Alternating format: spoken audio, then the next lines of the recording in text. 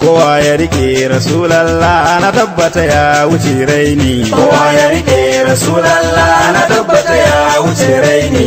Ya Allah kalikin kowa mahalicci na da limawa, yabo zanyo ga dan baiwa da famini in yiwo baitin. Kowa ya rike Rasulallah na tabbata ya wuce raini. Tara salati gunsa zul afwa rahama ne shi ga duk kowa, har ma fa a ce a ran tsayuwa ya da haka samu a citanka. Kowa ya rike Rasulallah na tabbata ya wuce raini. Alai da sahabu in sanyowa da waliyai ba na warewa, shakki jani gwanin baiwa shakki yalizan sako gausi. Kowa ya rike Rasulallah na tabbata ya wuce raini. Rike manzo ka sha falala ka so shi ka bi shi dan Allah, sai ka san matsayi a gun Allah sannan kuma ba ka ba illa. Kowa ya rike Rasulallah na tabbata ya wuce raini. Kai mai sharri ya ma afuwa ya musanya ma da kyakkyawa, ji abin koyi gurin kowa mun yo koyi da ɗabi'unsa. Kowa ya rike Rasulallah na tabbata ya wuce raini. Assalamu alaika hadina jama'an Naija habibina da wajen Naija shafi'ina mun taru muna ta ƙaunarka. Kowa ya rike Rasulallah na tabbata ya wuce raini. Nan ga 'yan anguwan shanu da makera hada da MBC sabon titi na limawa na tabbata sun wuce raini. Kowa ya rike Rasulallah na tabbata ya wuce raini. Kwangila